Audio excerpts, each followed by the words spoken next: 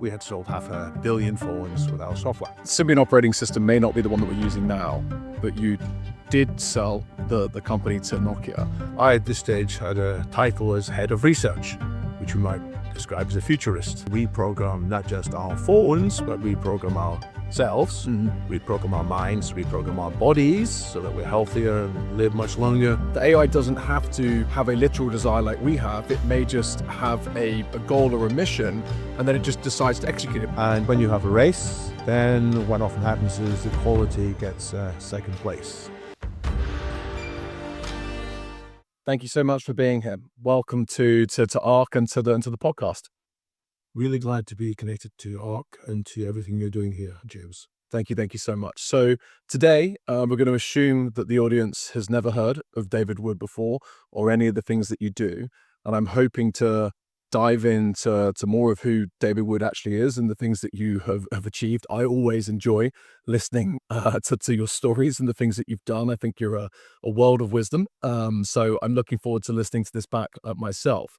But why don't we literally take it back? So, where do you think your journey really began? So I have a past life as well as a present life and a future life. In my past life was mainly in the mobile computing and smartphone industries in the relatively early days. Before people talked about smartphones, there were handheld organizers, and there are a few of us who thought that more and more people would actually carry in their hands, in their pockets, a handheld computer, initially for simple things like contacts, later for agenda management, and later something weird called email. You might access your email on the move. So that was my background. From 1988 as a software engineer, gradually responsible for larger and larger parts of a software system that was fed into handheld computers in the 1980s, 1990s. And then there was the transition. As the 1990s unfolded, there was a big disruption coming our way to mess up our convenient world of mobile computing. And that was the disruption from the mobile phone industry. Giants who had increasingly smart mobile phones, and we figured out in the company where I was, Cyan, that our world would be transformed. And eventually we decided instead of fighting it, we would join it. And so I became involved in a spin-out from Cyan, which was known as Symbian, in which we built essentially the first successful mobile operating system for the first phase of smartphones. Okay, that's a beautiful introduction. So did you always know you were going to be sort of like a software engineer? Was this like, obviously, when did you start coding? Like how did the journey really begin? Well, I had a crazy maths teacher when I was 13, a brand new young guy. So this might be about 1974, who just started his first ever maths teaching job. And he thought it'd be a good idea if he taught some of us about computing. And in these days, there was no computer for 35 miles in the nearest big city, which was Aberdeen in the northeast of Scotland. So what we had to do, we had to write our programs by hand into formatted paper. They were sent by post to people in Aberdeen University who had to type them all in. And usually they'd come back with a syntax error and something wasn't quite right. And so we'd fix that. So over the course of several weeks, we finally got our programs running. So this was my introduction to the world of computers with the Fortran programming language and later BASIC. And in my 6th year at school, we actually briefly did have a mobile computer. It was pretty huge. It was about the size of this room, in fact, which came, and I spent 2 weeks actually helping the teachers teach the students at all different levels. How does it come in? Do they wheel it in on a trolley? Like what the... So it was quite big. I didn't see it coming and going. Took a long time to start it. You had to press lots of buttons in a certain order and it would gradually boot up. Yeah, the phrase, it would pull itself up by its own bootstrings. And this was with a programming language called BASIC that the students wrote their language in. So I was interested in computers and I saw the possibilities, but it was not my career choice. I thought I would study what I love most, which was mathematics. So I got a chance to go and study mathematics at Cambridge University, spent 4 years there. In my first year, I had the highest mark in the university for that year. Then I got a bit distracted. I guess that's the story of my life, story of many people's lives. I got distracted into doing all kinds of other things. So I ended up still with a first-class honours. Yeah, there wasn't the best first-class honours in my class, but still, I was glad for that. Now, along the way, the reason I was studying maths, to be clear, is I wanted to understand physics. I wanted to understand what physics was saying about the universe. Physics was saying some very weird things, something called quantum mechanics and something called relativity.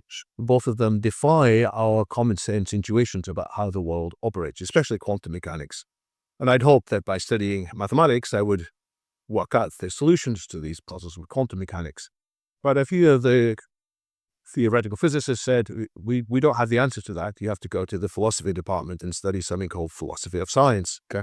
So I actually then spent another 4 years in Cambridge studying this subject called philosophy of science, which is fascinating. It helps you to figure out when people talk with the scientific language, are they actually being real scientific or are they being pseudoscientific? Because it's quite easy to mislead people. You've got mathematical equations, you've got a lab coat on, but in fact, it's not real science. So what's the difference between real science and pseudoscience? And how can we actually figure out what quantum mechanics is trying to teach us? Well, I'll tell you the secret. I didn't work it out in my 4 years, so I had a reasonably good idea of the end, why the answers lay.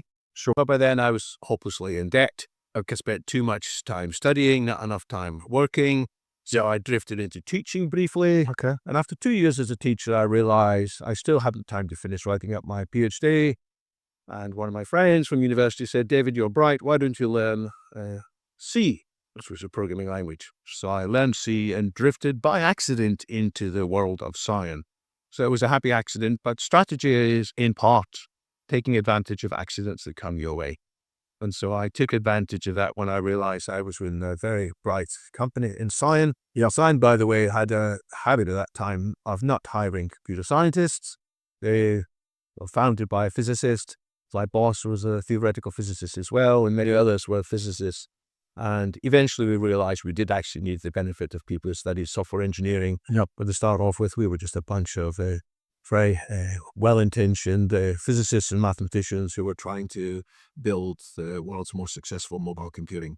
No, super interesting. And I guess like for younger generations, right, maybe don't quite realize that today most of the sort of apps that they're using are developed in languages that are very far abstracted from sort of, I guess, what you were using back when you were working at Ensign, right? And I guess maybe now it makes, I don't know, but back then it would make even more sense to hire a mathematician or a physicist. It's like it was harder to code, I would say, back then. Well, the hardware was very limited. It was limited in all kinds of ways. It didn't have much oomph compared to modern processing, and there was very limited memory. So every single thing we wrote, we had to think, are we using too much memory? Are we unnecessarily exercising the processor? Yuck. And so we did have to think about the metal, as it were, rather than just the abstractions and the user interface. We thought a lot about the user interface. It was a big principle of ours at Sion and later at Symbian that the software should be presented in a way that users wouldn't think, oh, this is a complicated computer. They would think, oh, I know what to do with this. Sure. And we'd often rebuke each other in meetings. We would say, I know you've got this idea here, but my aunt wouldn't understand how to use this. My nan. These were the stock characters that we served up to one another. So we were considering usability, but the most important usability was that it wasn't going to let the battery drain too quickly, or that it would crash and the user would lose their data and become disenchanted. So we had to think a lot about these things. And later on, we did support higher level languages such as Visual Basic and eventually Java, which is still used in many today's computers. But that was at some cost in terms of how much extra resources were needed for these programs. No, sure, understood. And so then again, you were already playing with with devices at Ensign. How did the spin out occur? Why did you spin out? Talk a little bit about that. So at first we thought we could handle it all by ourselves inside Sion. We had good revenues coming from the computers that we made, the Series 3, Series 3A, Series 5, Series 5MX. Most of these terms won't mean anything to people watching from America. For people in Europe, you may have either had them yourself or more likely some of your next older generation be familiar with them because they were very popular in Europe. Less so in America, and that's a long story which we don't need to go into. It's covered in one of my books, Smartphones and Beyond. But we thought for a while we could do whatever's necessary to convert our software from being suitable for mobile computing to being suitable to running inside a phone with all the complications of that. Eventually, we realized it's going to take a lot of money to do that. So we needed to raise money. And so we talked to some of our potential customers, which were the three largest mobile computing companies in the middle to late 1990s. And most people probably wouldn't be able to name them now if you asked them, but they were Nokia, a company from Finland, Ericsson, a company from Sweden, and Motorola, which is in America. They had the world's leading mobile phones. And so they all invested money to help us keep going for, initially the plan was for 3 years. Turned out that 3 years wasn't long enough. So we were founded in 1998 with a valuation of £100 million to keep us going. Most of the stock, by the way, was in the name of our parent company, Cyan. So the directors only had very limited share of that, but we didn't mind. We had the vision that eventually we would benefit if these devices really came successful. So it took us longer than 3 years. As I say, a funny thing happened on the way to profitability. There was the dot-com crash, 1999, 2000, and a lot of money got sucked out. Then there was something called 3G. Nowadays, we all talk about 5G is the future, but there was 3G. And in Europe, many of the governments raised huge amounts of money by auctioning off 3G networks, which is good for the governments, but it meant that the network operators who spent a huge amount of money, they had less discretionary money around to put into innovative new products. So they were quite cautious about investing too. So ultimately, we need to go back to our shareholders 3 more times to keep on getting more cash infusions. But 7 years down the line, we were profitable.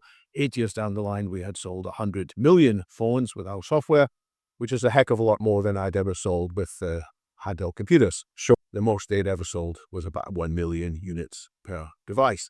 So that was after 8 years, 100 million. After another 18 months, another 100 million had been sold. So this is acceleration. And ultimately, by 2012, 500 million smartphones from these companies that I mentioned, and lots of others like Samsung, Siemens, Panasonic, Fujitsu in Japan, we had sold 500 million phones with our software. If the story would end there, I would be very happy. But of course, by then, something else had happened. There'd been another disruption, which was that a much more powerful hardware was on the market, which enabled significantly more advanced operating systems. So Apple came up with one called iOS, and Google came up with one called Android, both of which stepped up the game. And by that stage, it was not easily possible for Symbian and the other layers of software that had been built on top of Symbian to adapt. So we were pushed out by companies who had bet on the future and even more aggressively. And they spent a heck of a lot of more money than we could. And they moved fast and they were nimble and they produced some amazing products. So Symbian drifted out of existence in the years after 2012. I'd love to dive into that a little bit more, right? Because I guess the better analogy is probably to Android than to iOS. And that you were building a platform that multiple sort of like device manufacturers were then using at the heart of their phones. You were the software running their hardware. Is that sort of exactly so? Yeah, right. And so and again, you were the market leader as well, right? Symbian was running on more devices than anywhere else in the world. So I mean, incredible first, and an amazing. It was 80% or so of the smartphones, so it was a very significant dominant share. Because at the time as well, Nokia itself, from a device, sort of had a similar-ish size percentage of the market share. Right, again, one of these companies that maybe some people listening to this have actually not heard of, like you said, right? Like it's So, for example, Nokia was the largest external taxpayer in China. Of all the companies in the world, Nokia paid more tax to China than any of the others. Nokia was the number 1 consumer brand in India, not the number 1 phone consumer brand. It was the number 1 consumer brand, full stop.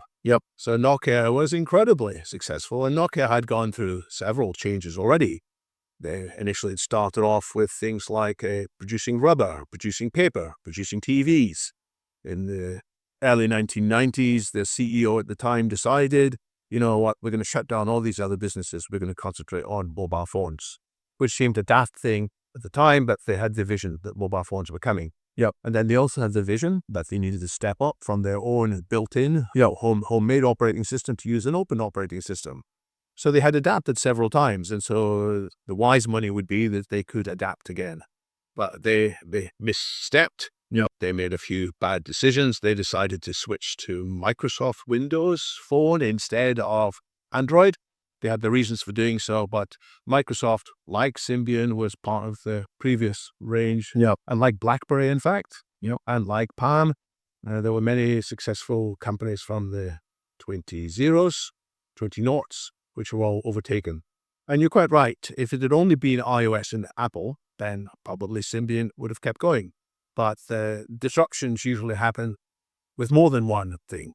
Yes, it's not just one. So we had the double whammy of both Apple doing incredibly well and Android doing incredibly well. And initially we were skeptical about both because Apple had stumbled in their earliest mobile phones, which nobody talks about now. They had a product which they did jointly with Motorola. I think it was called Rocker, or I can't remember the exact name, but it used the Razor hardware, which had been very successful for Motorola, and they put some of their iTunes music software on top. It ended up being the worst of both worlds. So Steve Jobs, the CEO of Apple, and I think it was Mike Zawarowski, the CEO of Motorola, had a very public falling out, blaming each other for the disaster of that product. Yep. Steve Jobs learned, and he decided we couldn't depend on other people as partnership, so they decided to do it all in-house. So they overcame an initial failure. They had several other in-house projects which were all perhaps going to become iPhones, and they canceled several. So they did incredibly well. But also Android, which was based on Linux, we wrote them off too easily because we'd seen many other Linux contenders coming and going, people trying to build the mobile phones based on the Linux operating system. So one of my colleagues unwisely said, "Oh, yawn, yet another Linux operating system."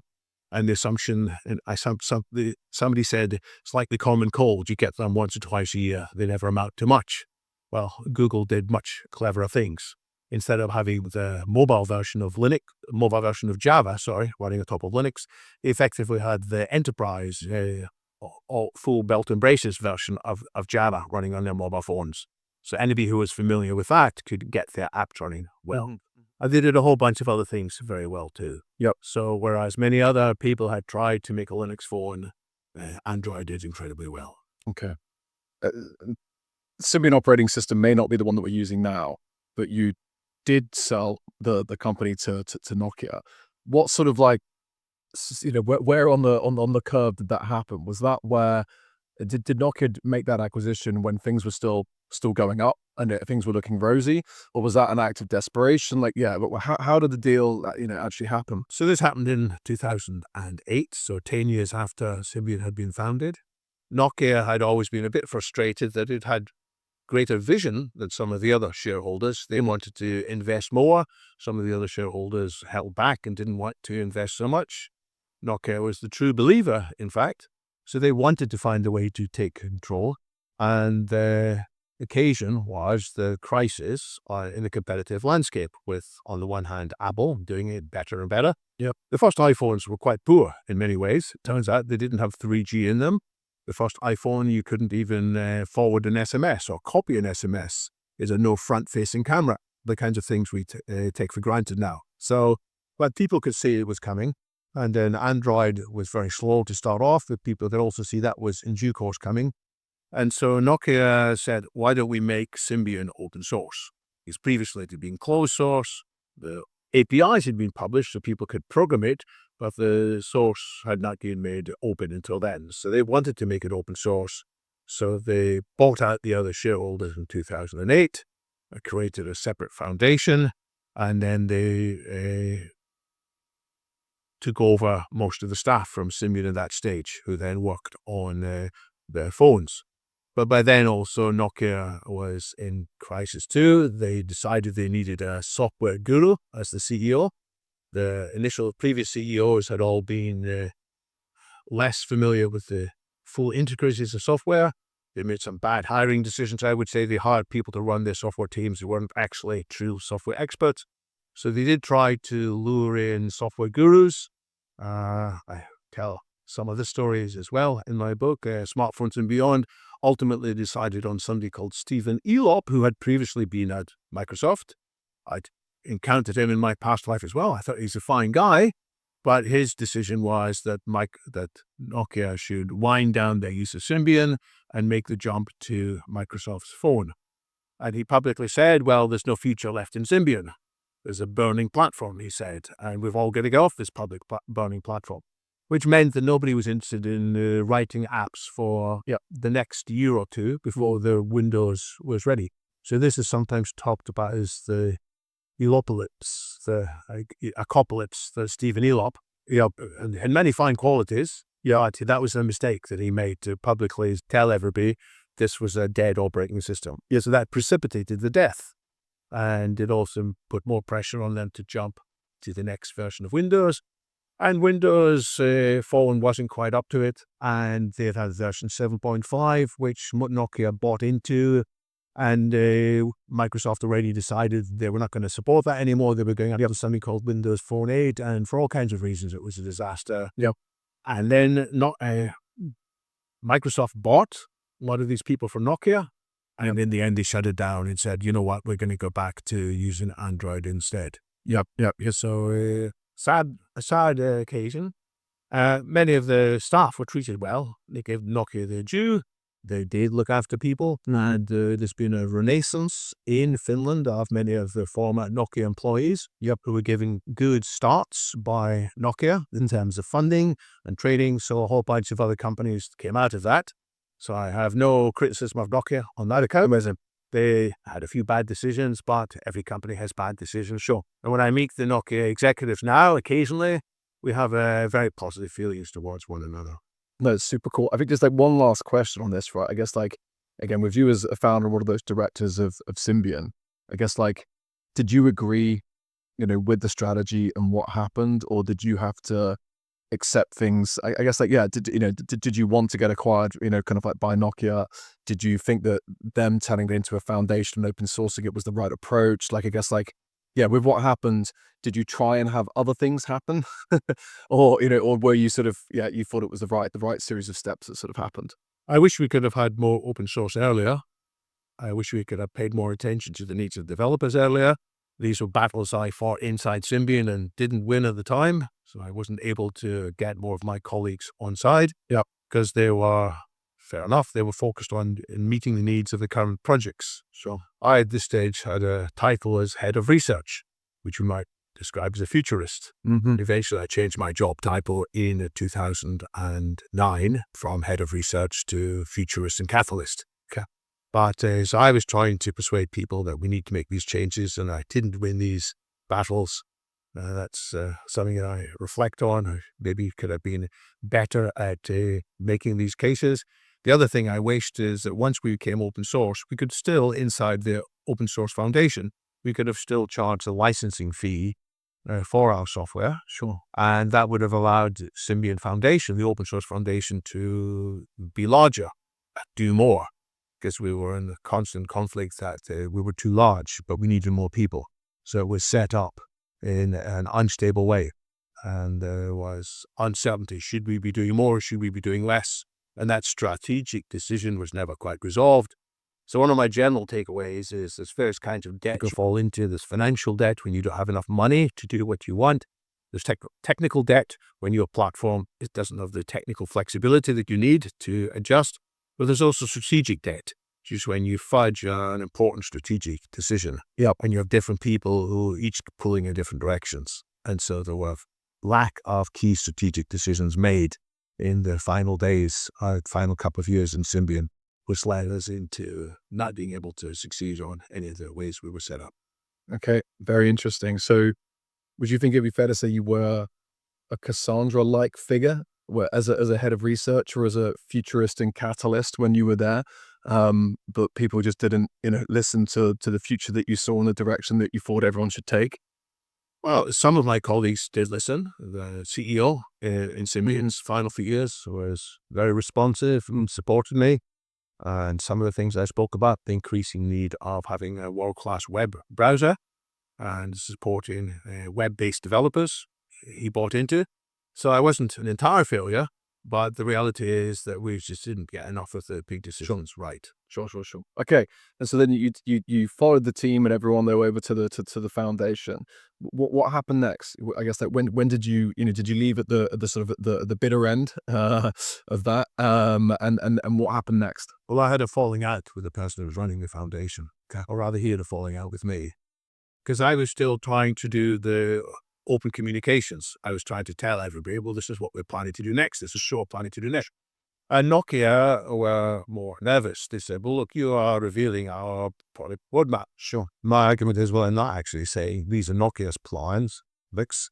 I'm saying these are the kinds of products we're going to support with multiple customers. Yep. But the person who was running it had been put there by Nokia, and he was instructed basically by some of the higher-ups in Nokia to get rid of me, so that instead of talking publicly with my blog, that they would say what was said. Okay. And we had issues, my former executive director and me, over a couple of operational things, and he had to cut back his budget, so he made me redundant just before one of our big trade shows, which was quite awkward because many people expected me to come in and do big keynotes and so on, and there I was as a kind of a private individual in the background. It wasn't particularly well handled, but I had a reasonably good exit package. I had to keep everything confidential for 3 years. Yep. But later on, I wrote it up in a way that doesn't, it's not particularly nasty. I just wrote it quite objectively so that other people could learn from it. Sure. No, again, and what was the title of the book again?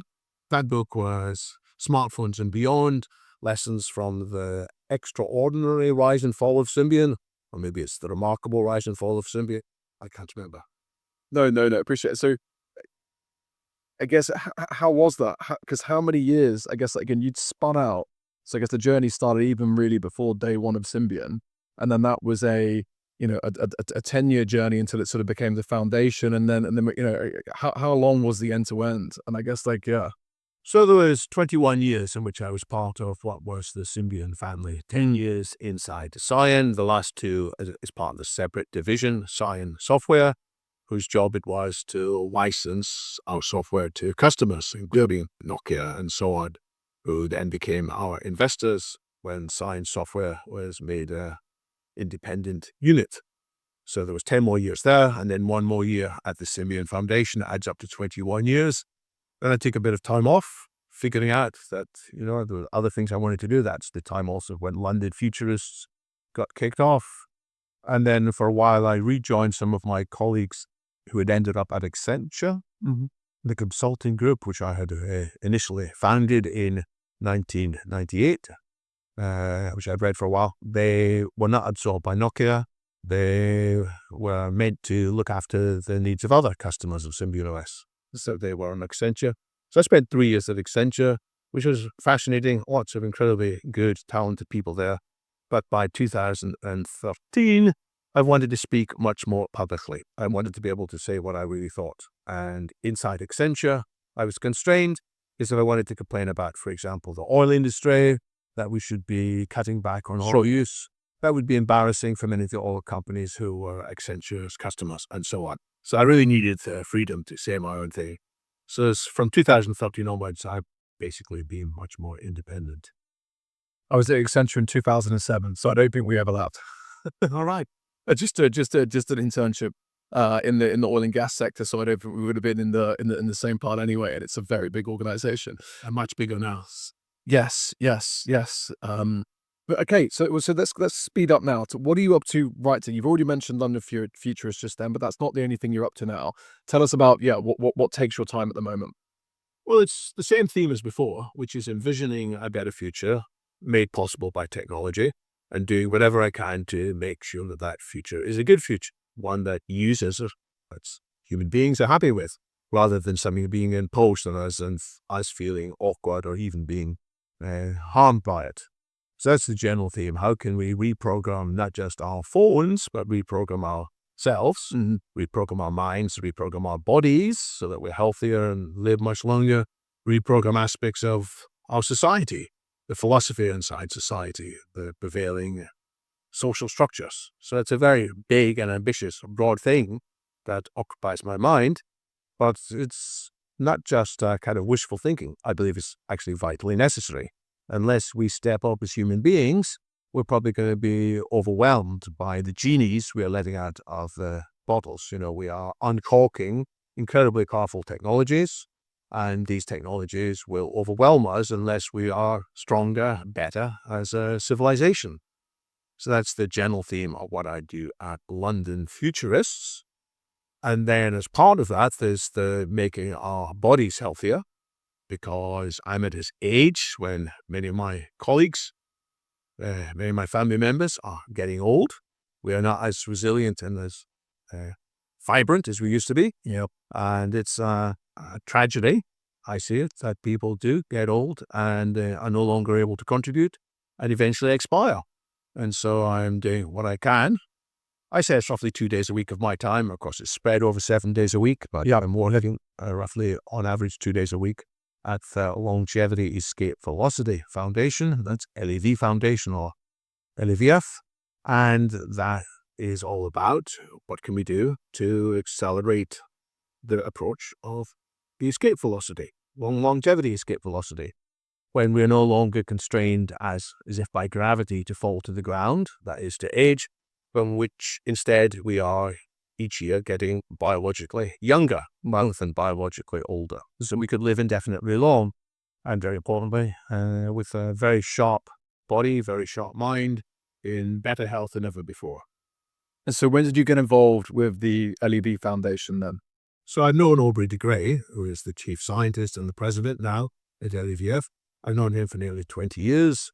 I came across him in the early days before there was London Futurists. There were other people who would meet to discuss futurist topics, transhumanist topics, or anti-aging topics, or nanotechnology. We'd meet in the pub every now and then in central London, or occasionally at a venerable premises in London called Conway Hall. And Aubrey de Grey was the speaker several times there, and I was intrigued by his approach. And I wasn't quite sure whether I believed it. This is the philosopher of science inside me, trying to figure out, is this A pseudoscience or pseudoscience, or is it a real, a respectable scientific research program? And I decided at various stages that it was a very respectable, good, credible, praiseworthy scientific research program. I eventually wrote all that up in another book, The Abolition of Aging, which came out in 2016, but I spent about 2 years before pulling my ideas together, 2014 to 2016, which is basically me making up my own mind. How important was this? Is this credible? And so by the end of that, I decided it was about 50% likely that by 2040, which when the book came out was 24 years in the future, we're now quite a lot closer to 2040. But there was about a 50% chance that things would accelerate and we would have longevity escape velocity, or the abolition of aging, which was the title I used for that book, by that time. But there was nothing predetermined about it. It's just like the success or not of smartphones. Sure couldn't be sure. There's risks on the horizon. There are also new opportunities on the horizon.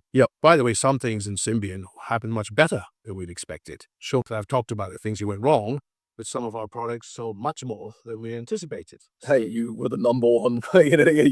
Exactly, right? Like you did certainly many things right, I'd say. And so in the same with conquering aging, some things could go a lot faster as well as things going wrong. So by 2016, I decided, of course, I would help this project in whichever way I could.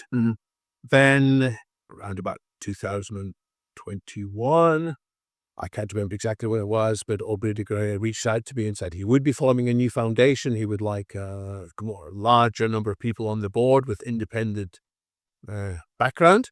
So at that stage, I was signed up to be a board member. For various reasons, it didn't come together legally for a while. But by 2022, he decided he wanted me not just as a board member, but as the executive director, to ensure that the team was looked after, to ensure that we all had a clear set of goals. And so I do some communications, some research, but my main job there is to manage the leadership team of the Longevity Escape Velocity Foundation. So I've been doing that now for 2.5 years. They're very cool.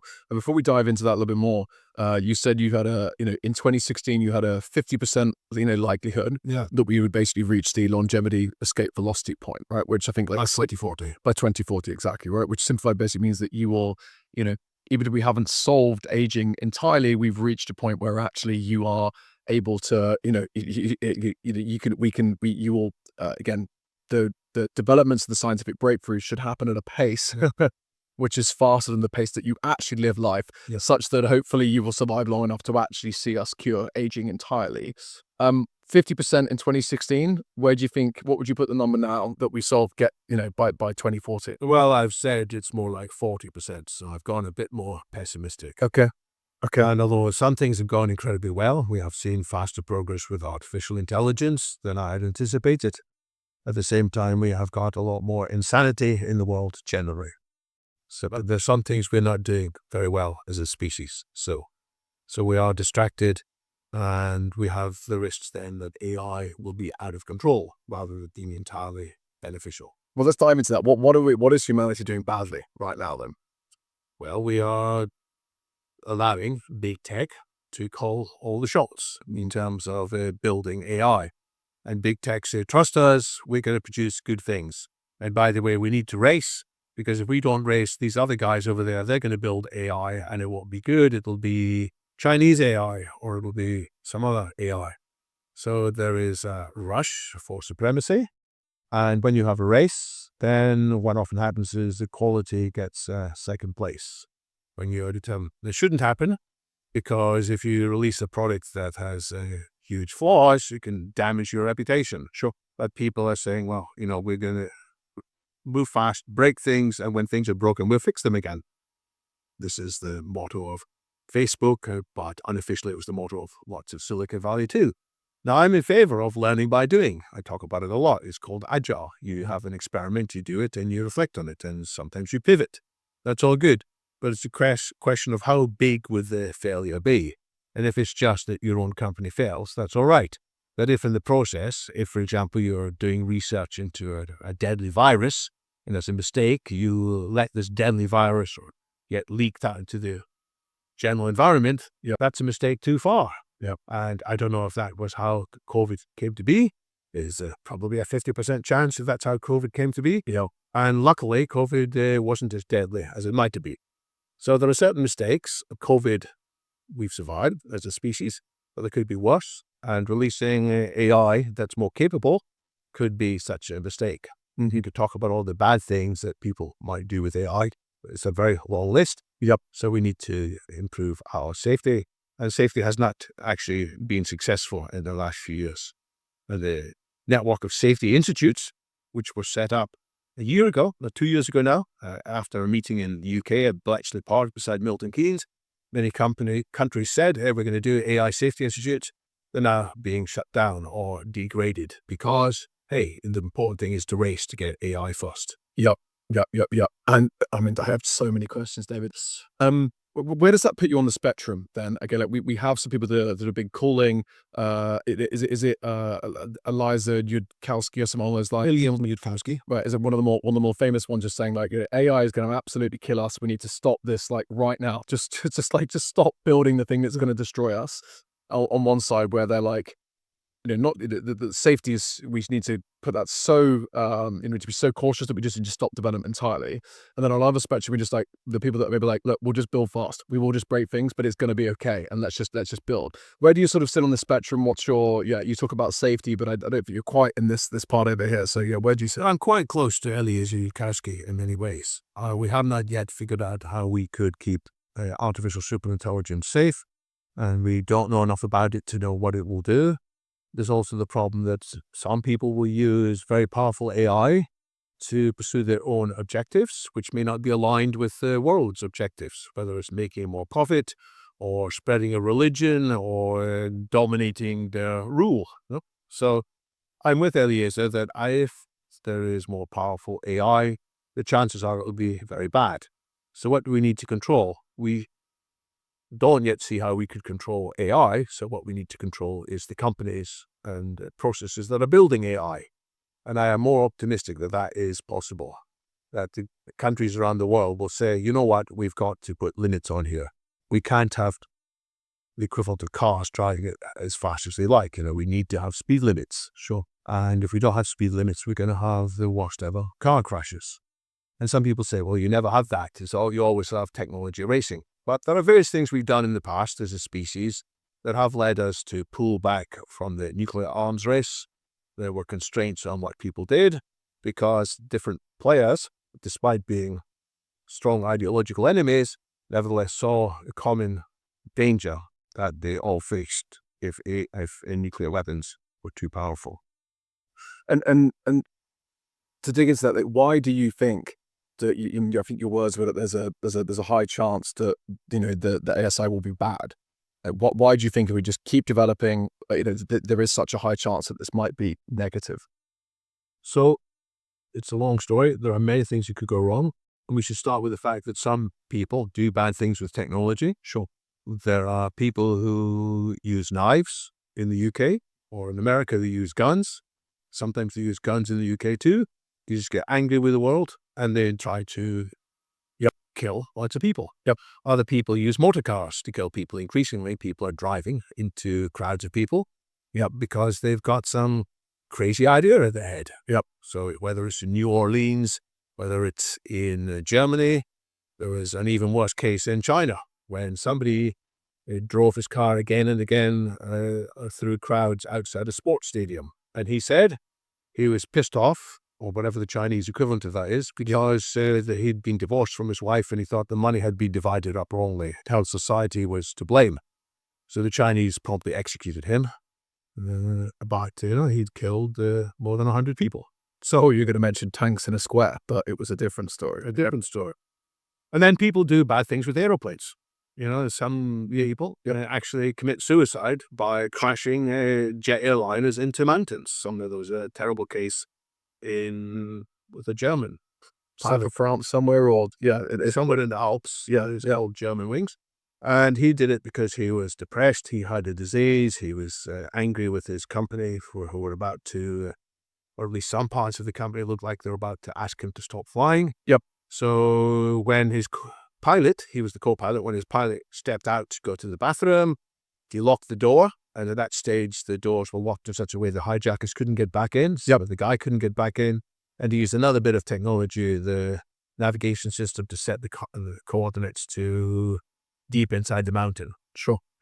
And then there's the 9/11 hijackers. They had their other reasons for trying to cause chaos. But the other side of that, right, is that cars drive us places, or we drive cars places. Planes take us to see family and friends and here across the world. So that all these technologies have unbelievable benefits. And in each of these cases has probably outweighed so why does AI end up having a different situation where the negative just outweighs the positive, such that we should stop developing it? Well, even with cars and airplanes, safety principles have been very prevalent. Every time there's an accident, the black box is dug up and the voice recording is scrutinized, and people figure out how to avoid that happening again. And with cars, initially, death by traffic accident was one of the 10 top causes of death in the United States. But it's much less now because the car manufacturers were compelled to include safety belts and airbags and lots of other things. And there were laws against drink driving. But your question is a very good one. So why don't we just learn in the same way with AI? Let mistakes happen when the mistakes happen.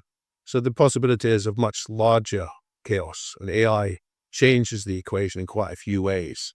First of all, it makes more people angry than before because more and more people are losing their jobs unexpectedly.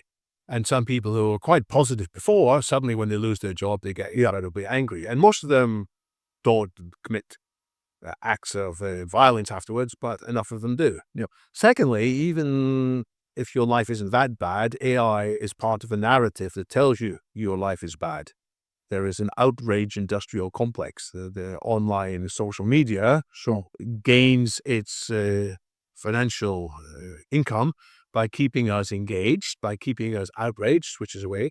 So more and more people are building up huge resentments in their minds about these guys over there, the elites in Washington, to all the lefties, all the walks, or whatever, And it's causing more and more people, including the ones who have some genuine grievance, it's causing even these people to have much worse grievances. Mm-hmm. The next thing that AI does, it allows people to access more terrible weapons. I didn't mention Om Shinrikyo before. They were a Japanese cult who became notorious for letting off sarin gas in the Tokyo subway, killing about 20 people. Why did they do that? Well, they thought that their guru head, that he ought to be installed probably as the emperor of Japan, but possibly he was the returning Buddha or the returning Christ. And they thought, they had some reading of the book of Revelation, some reading of similar narratives from other religions. They thought that if they precipitate a crisis, then, in the good old Leninist way, when you precipitate a crisis, then deities would intervene. So this is part of what they wanted to do. But the story is not just what they managed to do. They had way bigger plans. They had assembled lots more weaponry. They had anthrax. They had things that they wanted to do worse with, but they weren't able to figure out how to do bad things with these things. But now, with AI, you can look it up online. And the AI initially will tell you, I can't answer that. Even Grok from X might even tell you it can't. But you can quite easily work your way around it. There's jailbreaking. So people who are angry, whether individually angry or with a group, may therefore get more access via what they can learn online. And some people say, well, you can already learn this if you're clever enough with a Google search. But these new systems will give you a whole kind of guidebook. This is what you do. This is what you do next. This is what you do next. The fourth complication is that AI is often out of control. So you may think you know what you're doing. You may think you're unleashing it to have a particular result, but it gets much worse. Why? Because it's opaque. It's not transparent. And we already see some of this. I'll mention another notorious group, the North Koreans. The North Koreans have a group called Lazarus who try and make lots of money by hacking into systems around the world. Yeah, they got $1 billion last week. It was $1.5. Yeah. And they did it by, in this case, they're focusing on just clever the social manipulation of some engineers inside a crypto company. Yep. It seems. Well, but what they've done in the past, they've hacked into Sony Pictures. They also released one of the worst ransomware things called WannaCry, which caused chaos in many of the European countries. Didn't cause so much chaos in America because they had left a mistake in it, which somebody by accident found out, and so he was able to shut it off. Well, but for a while, it was causing chaos. It meant that all the hospitals in Britain could not perform operations. Yeah. And it was meant to earn the North Koreans money, but it turns out they even got that bit wrong. And so it was just out of their control. So even the very clever people in the Lazarus group couldn't control this. And so that's a problem. You may think you're unleashing AI to do something bad, but it ends up doing something much worse. And then finally, the fifth complication with AI, and this, and I told you it was a long story. It's great. The fifth complication is that AI might develop a desire of its own. That we may give it some instructions, but it might think, hey, I'm supposed to do this, but if I'm meant to do this, then I've also got to do this. It's a bit like whatever goals we humans have, it turns out it'd be quite useful to have more money. So whatever we want to do in life, getting a bit more money will be generally useful.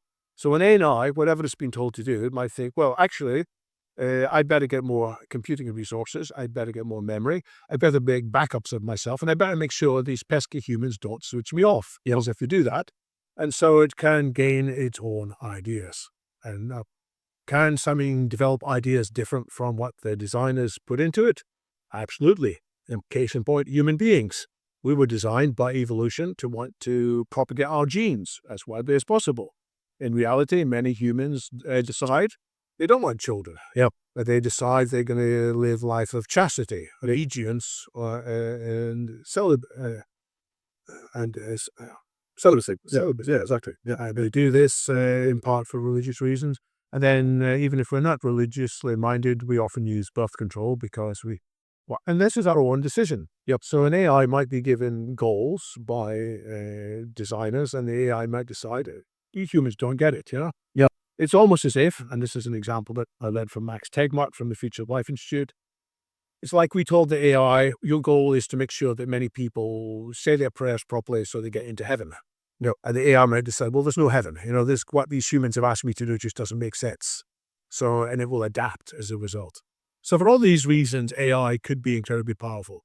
And then as it's exercising what it's doing, it gets its hands on very critical, fragile aspects of our infrastructure, might have aspects to access to nuclear weapons systems, especially if Just imagine there's a country in the world which has fired many of its engineers to actually understand how the nuclear weapon systems works. People who you can't immediately explain why their jobs are critical or they don't satisfy.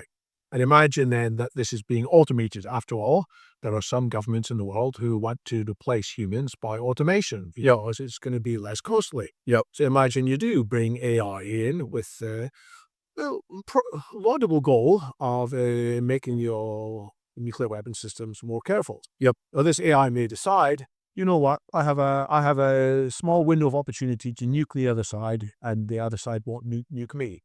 If I am, on the other hand, is slow, the AI is looking after the other side. It may decide, likewise, it's got to nuke me. And so it will nuke the other side in a way that we humans haven't figured out. Sure. It might use something called an electromagnetic pulse. Yeah.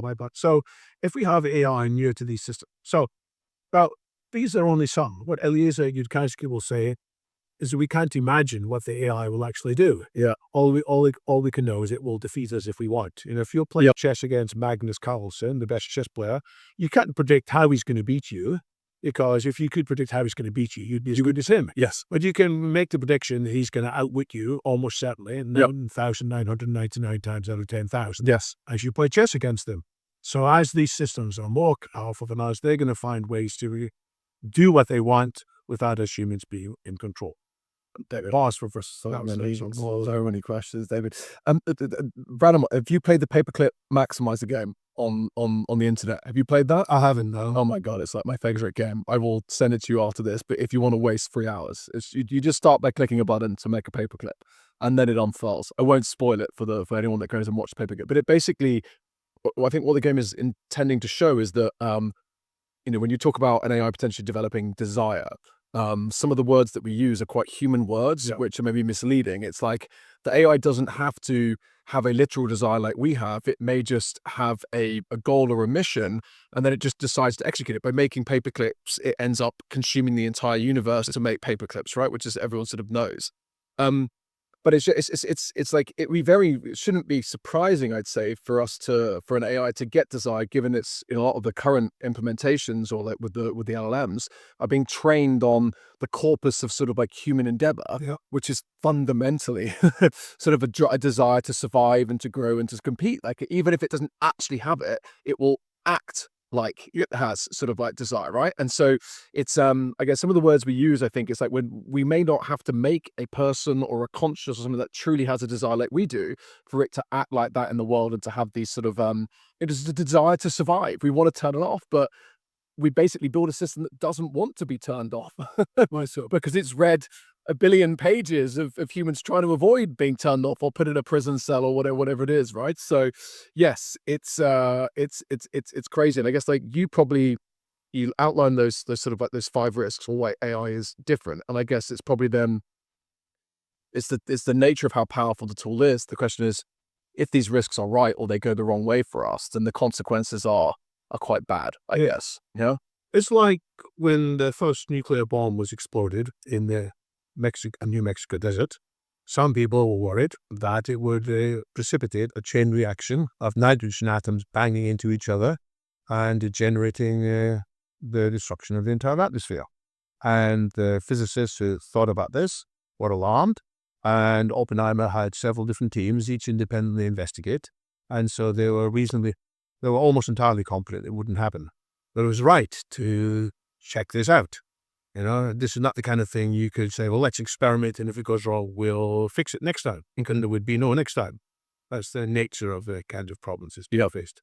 So maybe focus on a potential positive, and to go back to the beginning of your story, right? Again, you were motivated to study maths, because you wanted to understand the world and to physics, and you mentioned quantum mechanics and general relativity, and you didn't get to solve that. I guess that one of the things that have been most excited about with AI is potentially the prospect that it does give us some of these sort of like breakthroughs, which would be, I mean, my overall goal, I think, for life is to get closer to the truth.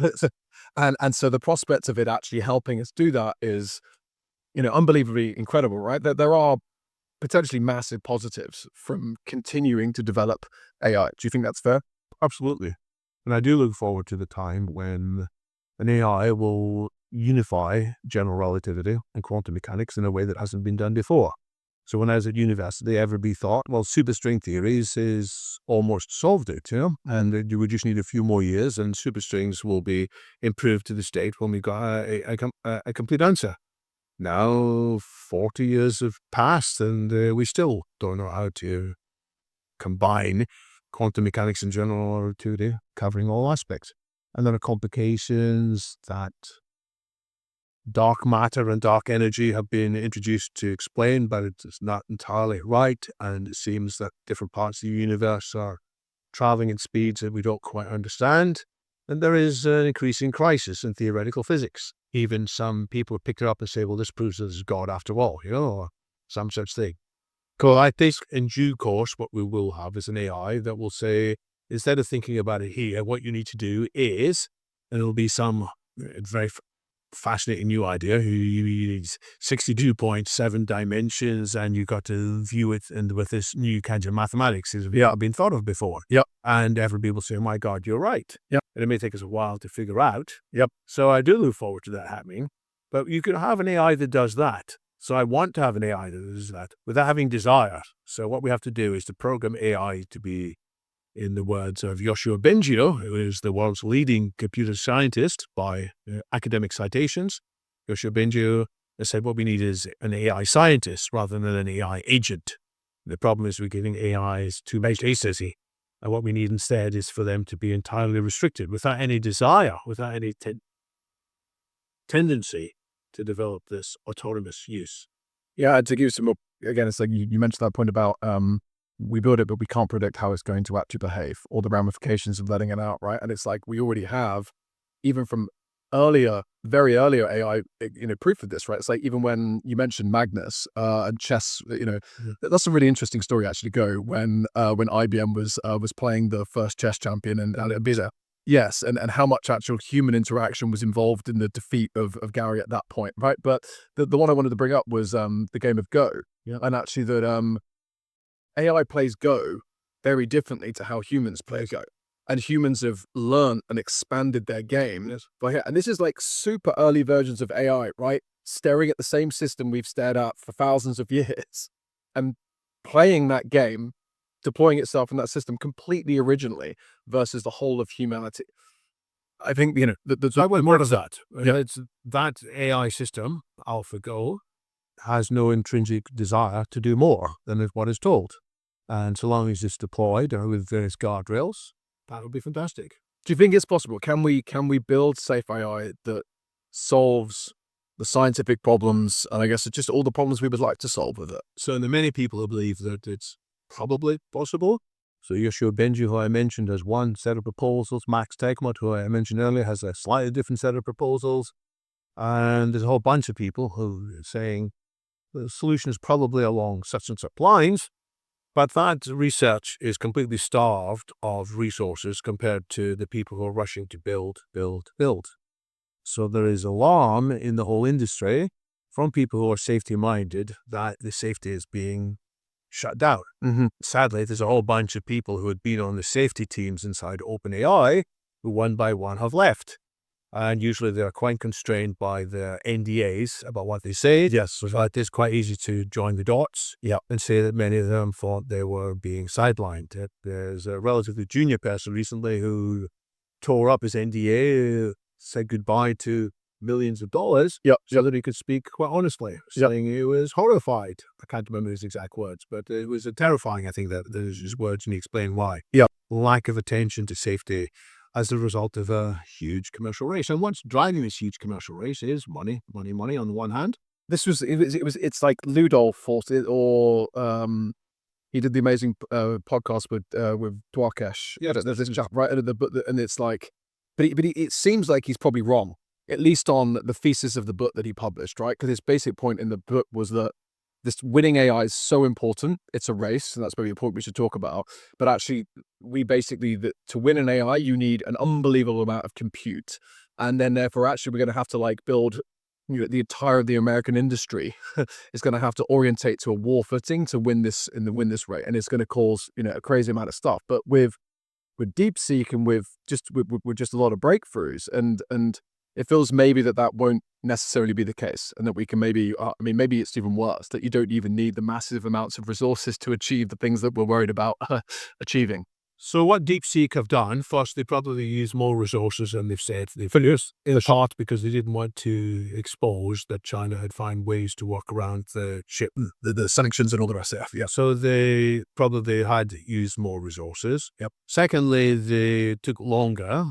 So when you add it up, there was more training in due course. Yep. And third, they could copy a lot from what the other systems were doing. Yep. They could feed lots of questions into OpenAI. Yep. And they could check that their own system was having comparable answers. Yep.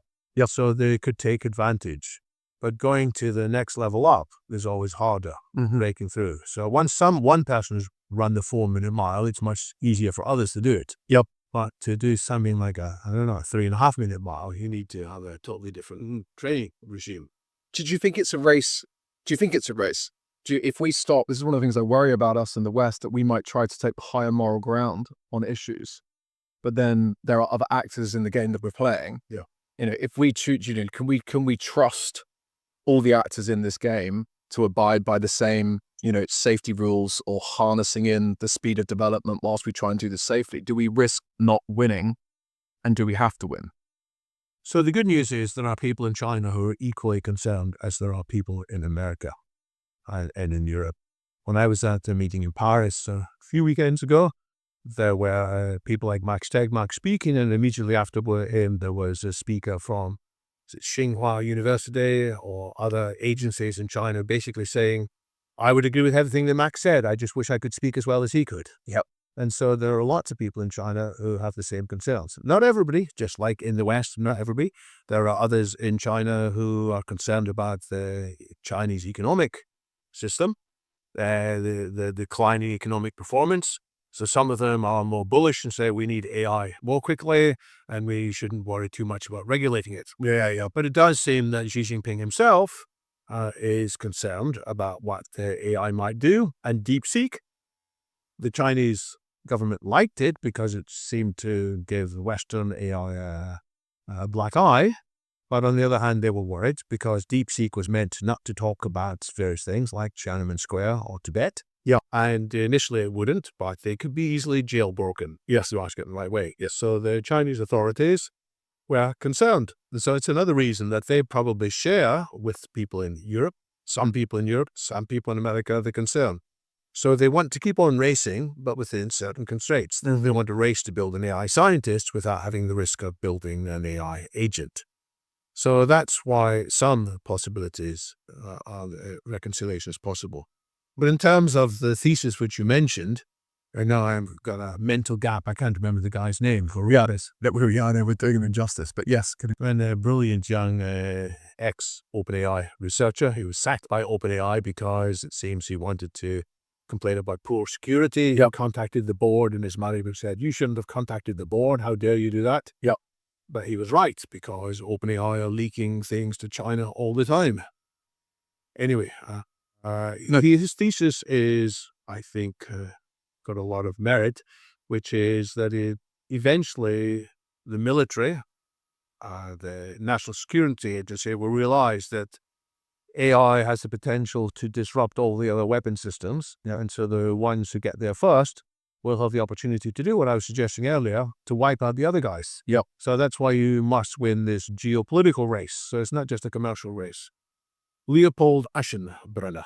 Got him, not Rudolph. Leopold Aschenbrenner. Yep. Part of my brain to remember that as we were speaking. It's good. It's great how that works, right? So his thesis still stands up, and his recommendation, I feel, is wrong, which is he's basically recommending that America does the equivalent of the Los Alamos this and sets this up, whisking people off, making sure that they don't blab things they shouldn't do. Yep. So they stop publishing details. Yep. And here's the example, I think, of Enrico Fermi, one of the physicists.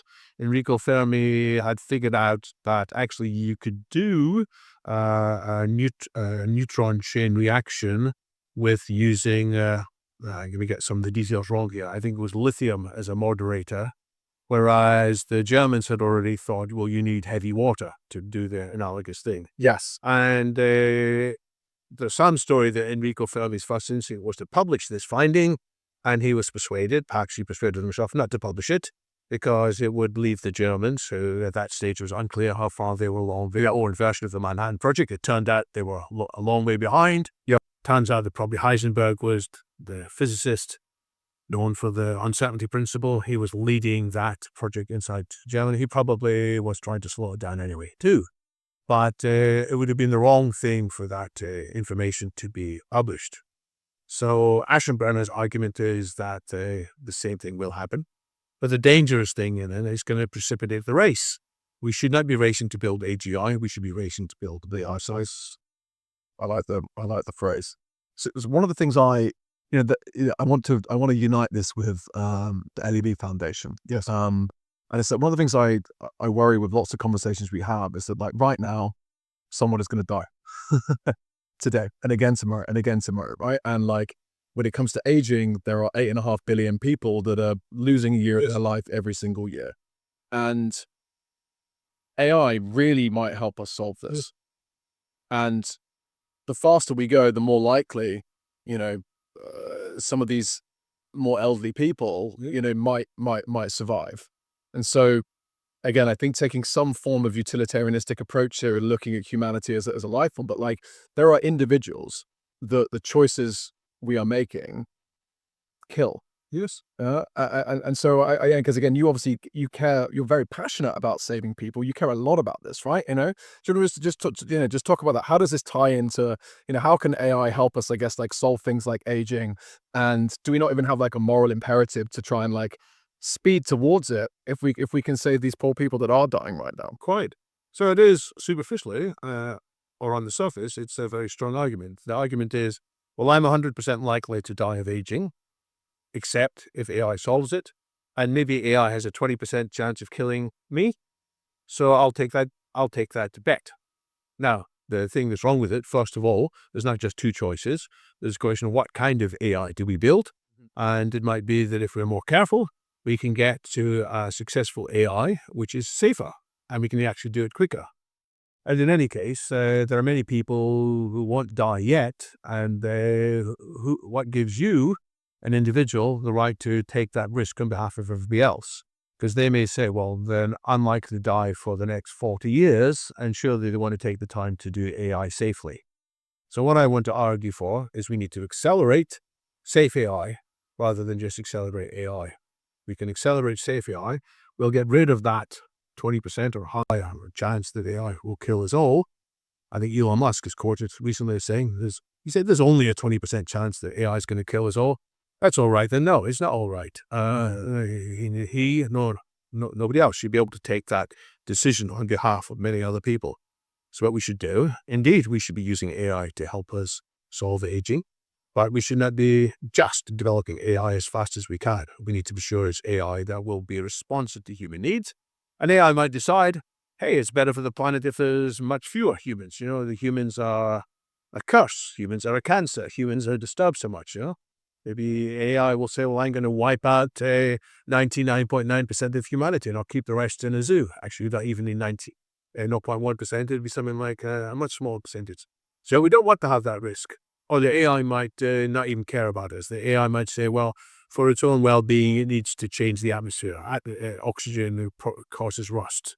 So get rid of all the oxygen in the atmosphere. Yep. And, some organic life seems to be destroyed. Doesn't matter because it's normal to look. Well, I brought this up with you another time as well, right? When it comes to vegetarianism, and in our powerful state that we maybe take advantage of other sort of like life forms around us when it's not necessary for us to do so, right? And I always worry about that conversation I might have to have with an AI, where they sit there and go like, "Wait, you expect me to care when you haven't?"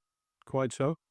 It's like also whenever we have a building project, there likely are some anthills along the way. Yep. And we can look at the ants and marvel at their unique structure. But we humans say, well, there's plenty of other ants around, and so we'll just wipe these out. Yep.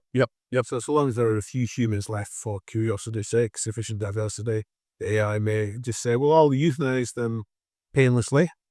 Or maybe it wouldn't even care whether it's painful or not, because it has is not in its set of goals. Now, we might try to program it in but it might decide this doesn't compute, and it might unprogram it for ways that are beyond our understanding. We might like to think that our human ethics are somehow fundamental to the universe, but it may have a very different set of ethics. Just don't know. There's too much to risk. Yeah.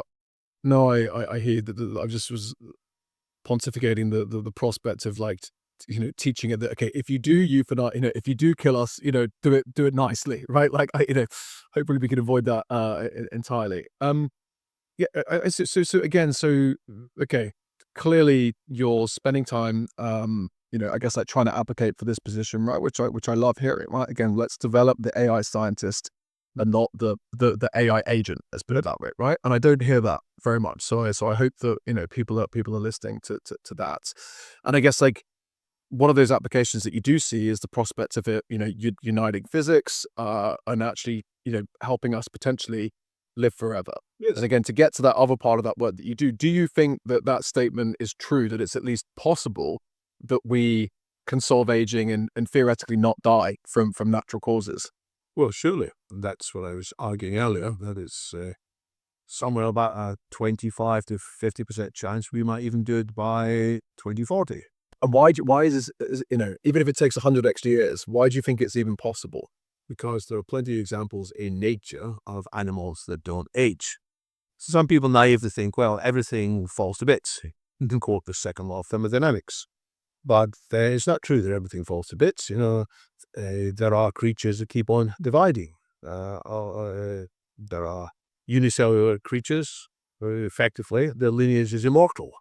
There are other creatures, we could talk about naked mole rats, we could talk about turtles, we could talk about some bats or various fish, cold water fish or even warm water fish. Recently people discovered something called the buffalo fish, which, well, they knew about them before, but it turns out that when you age some of the buffalo fish that exist in various bits of warm water in America, many of them are more than 100 years old.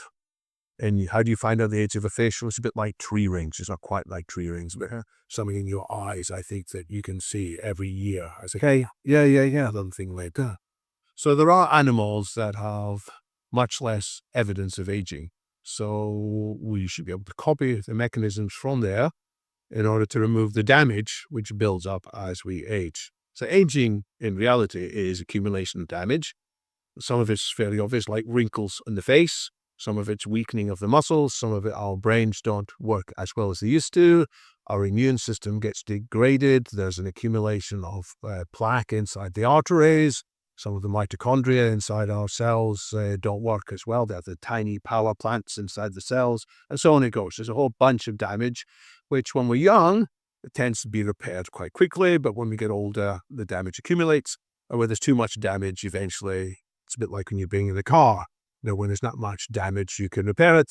When there's too much damage, you say it's a write-off. Yeah, and so we end up as humans being write-offs.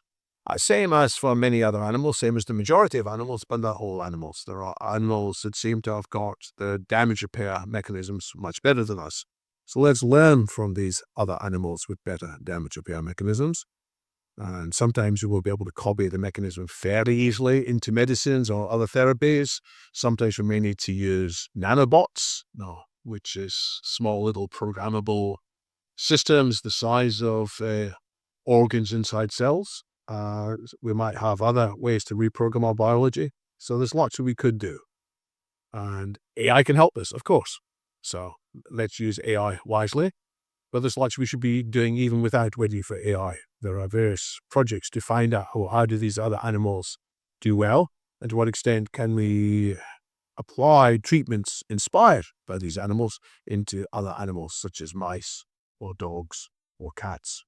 And is this some of the work that the LEV Foundation does? Yes. The LEV Foundation is now in the mode of combining different treatments, which each have been proven individually to add some months to the expected lifespan of mice.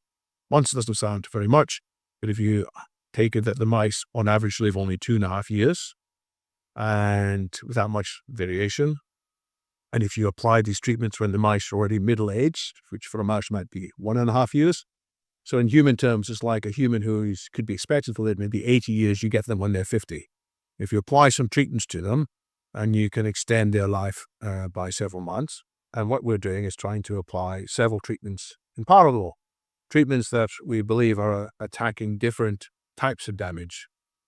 Because if you fix one type of damage alone, the likelihood is that the creature will still die of other types of aging. So we have to address multiple types. So in LEVF, we have this project called RMR, Robust Mass Rejuvenation, when we take these middle-aged mice, as I said, and we want to rejuvenate them in a robust way, so that it's not just an individual fluke that one of them lives longer, that we will be sure that these treatments will extend the mean lifespan, but also the maximum lifespan. And the goal of the project is to double the remaining lifespan. So instead of them living on average 1 more year, that's 1.5 years to 2.5 years, they would live on average 2 more years, which would be equivalent to humans getting treatments at the age of 50, which would allow us to be confident in living on average to 110 rather than to 80. That project would take 60 years to carry out, so we don't need to wait 60. But what we expect to do is we should be able to see the reduction in damage. So we should be able to study somebody's muscles, study the immune system, study the state of their arteries, study the state of the neurons in their brains to see, it's been detoxed, the damage is gone. Study the mitochondria, study the epigenetic aging, so-called, which is how the DNA gets tagged with various other chemical groups, which means that as we age, it doesn't do so well. It gets confused sometimes about what cell it's in. So a skin cell might start generating proteins that are appropriate for a heart cell and so on. So if you can see evidence that that damage is being removed, you can be more confident that the likelihood of age-related diseases has at least been put back. Why do more people believe that it is possible to sort of like to solve this problem aging? And why isn't there more funding directed at solving aging as opposed to solving cancer that aging basically causes? Why is there this, I don't know, this hesitation or this disbelief or this actual the lack of the desire to survive even? What's going on? So it's something deeply psychological. So most of us at a certain young age suddenly realize that old people die, and that mum and daddy's likely to go old and die, and that they're likely to go old and die. And for a brief period, it's horrifying for most of us. And grown-ups sort of tell us, well, get used to it. And it's the mature thing to do. And many of the religions say, contemplate death is one of the central principles of Buddhism. You're meant to look at corpses and become at peace with it. One of the principles of Stoic philosophy is the saying, don't fear death. When you're dead, there's nothing to be there. But then, of course, we are missing experience. We are no longer part of relationships. One of the most famous prayers in Christianity is by Rudolf Niebuhr, who says, God grant me the grace to accept the things I cannot change, which is what many of us hear when we are in this terrified state. And so we learn, well, we can't change it, let's accept it. And then it becomes along and say, you shouldn't be accepting it. It causes a bit of terror. And so people have written about terror management theory. There's a famous book called The Denial of Death by Ernst Becker, who thinks that he makes the case that a lot of society is actually about us not facing up to our mortality. So you have Marx, who says a lot of society should be viewed in terms of class struggle. You have Freud, who says a lot of society is to do with repressed sexuality. And you have Ernst Becker, who says a lot of what happens in society is due to trying to find other kinds of immortality. We're not going to have a literal immortality. So we believe in religions, we believe in poetry, we believe in setting a legacy. But if somebody comes along and says, hey, you could do something about it, it puts you back in the state of terror, because maybe you could solve it, and people don't want to get their hopes up. But to come back to the prayer by Niebuhr, he says, God, give me the courage to accept the things I cannot change, but give me the courage to change what I can, and give me the wisdom to know the difference. Now, for most of history, we could not change aging, but now we can. And we need the wisdom to know that that time has changed. But people don't like it, and so they fight it off. And they come up with a whole bunch of excuses, and there's about 18 common explanations as to why solving aging is bad. But the most interesting thing isn't to refute each of them, and they can all be refuted. Most interesting thing is to say, well, you've given me these 18 reasons why you think aging should be accepted. Supposing I give you an answer to all 18, will you change your mind? And most people say no. In other words, it's a rationalization for a deeply philosophical thing. So we need to give them instead the confidence that it is possible. Yep. And that can be difficult. And what makes people change their minds? Sometimes it's a rational argument. Often it's when they see people they like and respect changing their mind. Yep. They may feel permitted to change their minds as well. Yep. This takes me back to my days in the smartphone industry. How do technologies get adopted? How do products get adopted?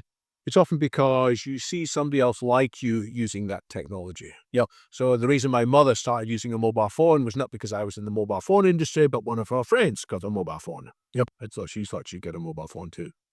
So that sort of helped me in a way, but I mean, that's the kind of peer model. So the people will change their minds they'll allow themselves to raise their hopes when they see people they respect raising their hopes as well. Yep.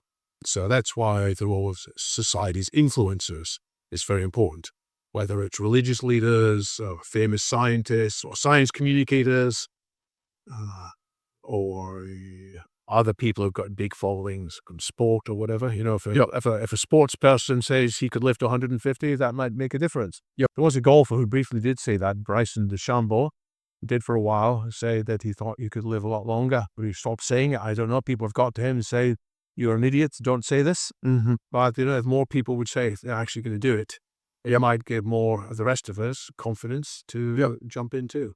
No, I definitely think it's possible. I don't even think it's just possible. I think it's moral and good, and I think it's an honorable fight to be there trying to stop the largest loss of life that sort of happens every year right through this process of aging. So, I mean, thank you for all the work that you do there.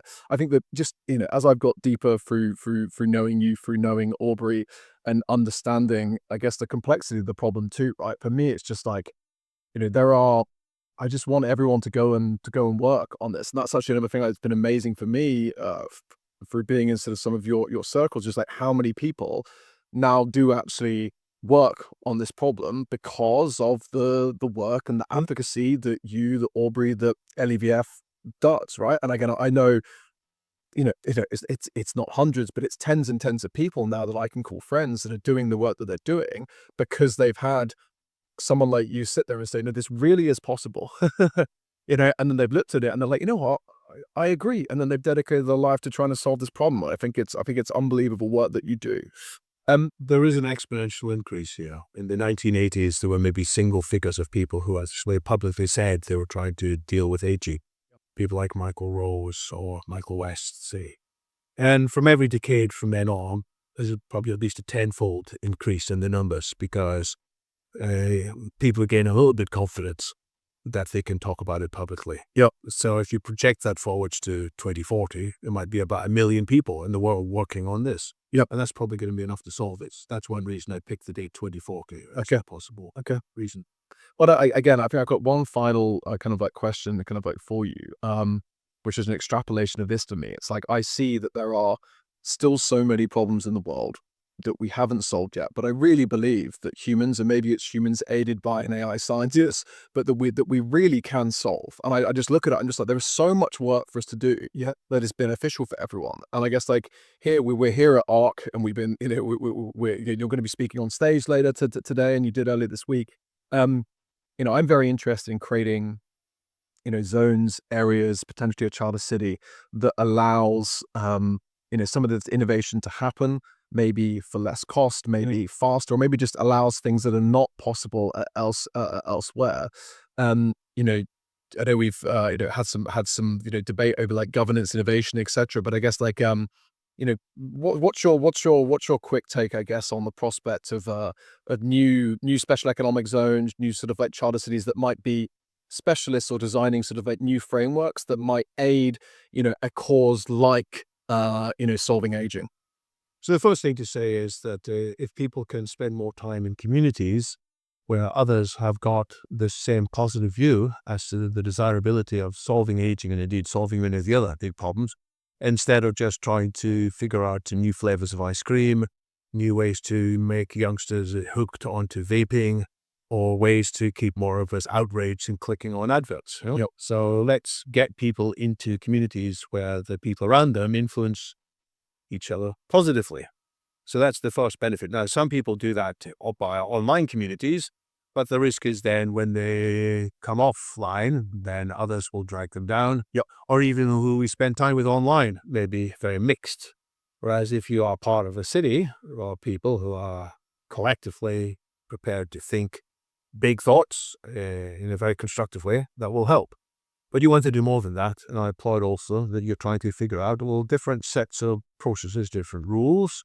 If people are willing to be bolder in self-experimentation, willing to take some risks, if they can calculate that the risks are not going to explode through the wider community. Yep. So there are certain experiments I don't think should be allowed if it risks the likes of a very contagious version of COVID to leak. Yep. But if people can see that there's a chance this will improve them, then they're figuring out the right kinds of legislation and also the right kinds of insurance mechanisms too. So that's what these charter cities can accomplish. And what the right set of rules are, we don't know, but we're going to need to experiment. And the risks are if we just stay inside existing countries or following the existing laws, they're so slow to change. There's an inertia. We talked earlier about an inertia of thinking, well, it's okay to age and die. Aging and dying is what makes life beautiful. That's nonsense, but people hear it all the time. There's similar kinds of inertia which prevent other changes being made. And so carving out space in charter cities, special economic zones, absolutely should be pursued. No, I appreciate it, David. And again, thank you so much for spending the time and talking us through your life, the work that you're doing now. And I guess thank you for dedicating your time to trying to be a benefit for all of humanity. Where can people that are listening to this see more about you, hear more about you, follow LEV? Where's the best ways? Where should they go? So the website for LEV is quite easy. It's levf.org. Mm-hmm. So keep an eye on that. You can also find me personally online easily enough. I write a lot for London Futurists. So you can find the London Futurist YouTube channel, for example. But you can find me on LinkedIn easily enough, David Wood Futurist. There are a few other namesakes of mine. Don't get too confused. And then there's, for example, X, or used to be Twitter, where I have a simple 3-letter or 3-character name, DW2. Nice. Well, look, thank you so much for being here. Thank you for listening. And yeah, cheers, David. Thank you so much. He went on the boats to New Zealand from the UK in the 40s before commercial airliners. They were picking people with skills to populate New Zealand. My experience with school was kind of falling through the cracks. I got really disillusioned with the music industry. Fame's a weird thing. It changes both the people with the fame and the people around the fame. This is awful. I don't want to be a part of this. And so I said, fuck it, and I went traveling. The Argentine economy is really difficult to do business in. I got a call from the British Embassy and they were like, last flight out, are you coming? And I'm like, I don't think I want to go back to the UK. I firmly believe that the biggest reason why people don't jump into this lifestyle is fear of the unknown. We're going to see a real explosion of people wanting to be involved in this movement.